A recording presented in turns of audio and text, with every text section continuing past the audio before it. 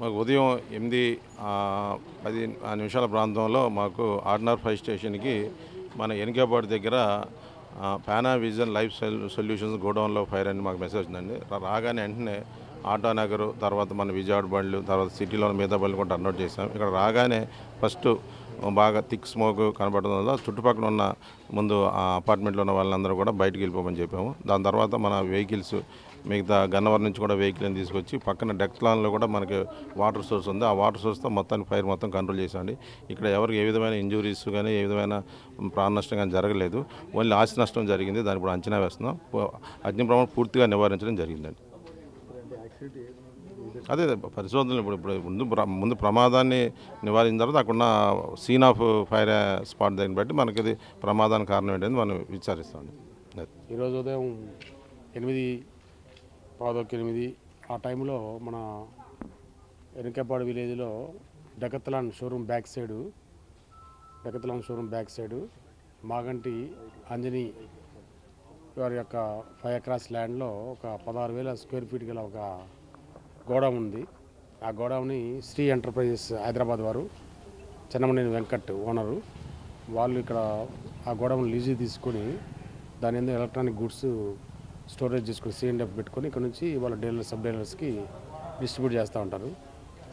దాంట్లో భాగంగా ఆ గోడౌన్లో లాట్ ఆఫ్ మెటీరియల్ ఉంది. ఆ మెటీరియల్లో ఎయిర్ కండిషనర్స్ అంటే ఏసీలు, ఫ్రిడ్జ్లు, టీవీలు, తర్వాత మైక్రో ఓవెన్లు, అదేవిధంగా ఇంకా ఈ మన షేవింగ్ మిషన్స్, తర్వాత కటింగ్ మిషన్స్, ఇలాంటివన్నీ కూడా కొన్ని వస్తువులు ఉండటం జరిగింది.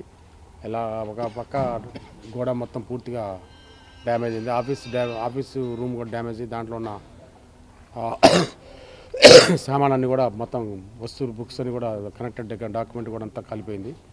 ఒక వన్ సైడ్ మాత్రం ఆఫ్ ది సైడ్ మాత్రం కాలేదు. దాంట్లో ఏసీ, ఇండోర్ ఏసీ యొక్క అవుట్లెట్స్, ఇండోర్ యొక్క ఏసీ లోపల ఇండోర్ యూనిట్లు, దాంట్లో మన అది ఉంటుంది కదా, మన థర్మాకోల్ ఉంటుంది కదా, థర్మాకోల్ పార్ట్లో కొద్దిగా అక్కడక్కడ డ్యామేజ్ అయినాయి. అవి చెక్ చేయాలి. ఫిజికల్ చెక్ చేస్తే ఇట్ ఈస్ వర్కింగ్, అది పనిచేయదా అనేది దాన్ని చూసి దాన్ని బట్టి చేస్తాము. వీళ్ళు డ్యామేజ్ అయిన దాని ప్రకారం చెప్పేది ఏంటంటే దీనికి ఇప్పుడు సుమారుగా ఒక 3 కోట్ల రూపాయల వర్త్ డ్యామేజ్ అయిందని చెప్తున్నారు. అయితే ముఖ్యంగా దాంట్లో మేమేం చెప్పామంటే ఇది కొద్దిగా బాగా హీట్గా ఉంది.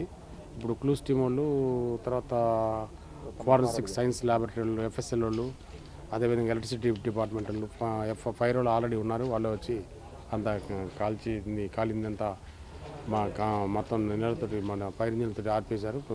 ఫైర్ అంతా కంట్రోల్లోకి వచ్చింది, టోటల్గా ఆగిపోయింది. ఇప్పుడు ఇది ఒక మనం దాంట్లో ఏమి డ్యామేజ్ అయిందని మనం చెక్ చేద్దాం అనుకుంటే బాగా హీట్గా ఉంది.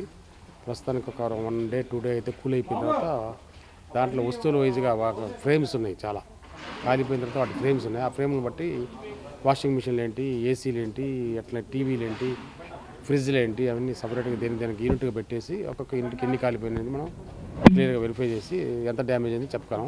సుమారు వాళ్ళు చెప్పేది ఏంటంటే సుమారుగా 3 crores డ్యామేజ్ అయిందని చెప్తున్నారు. ఇన్వెస్టిగేషన్లో మనం ఎంత డ్యామేజ్ అయింది, ఎట్లా డ్యామేజ్ అయింది చెక్ చేస్తాము. అదేవిధంగా ఇది ఫైర్ యాక్సిడెంటల్ ఫైరా, లేకపోతే ఇంకా ఎనీ బయట ఏ రకంగా ఏమైనా అదృశ్య శక్తులు ఎవరైనా పెట్టి చేయడం జరిగిందా, లేకపోతే ఏంటనేది FSL రిపోర్టు, ఈ మన ఫైర్ వాళ్ళు ప్లస్ ఎలక్ట్రిసిటీ వాళ్ళ యొక్క రిపోర్ట్ని బట్టి మనం దాన్ని డిసైడ్ చేస్తాం. ప్రస్తుతానికి యాక్సిడెంటల్ ఫైర్ కింద కేసు రిజిస్టర్ చేసి పడమట పోలీసు వారు దర్యాప్తు చేస్తున్నారు. తెలుగులో న్యూస్ కి ఫాస్టెస్ట్ యాప్ ఇప్పుడు టోటలీ న్యూ అవతార్లో జస్ట్ 5 seconds లో కంప్లీట్ న్యూస్. సోషల్ మీడియాలో ట్రెండ్స్ కి one stop solution. Live TV app voice search option తో ఇప్పుడే డౌన్లోడ్ చేయండి లేదా అప్డేట్ అయిపోండి. యాప్ లింక్ డిస్క్రిప్షన్ లో ఉంది.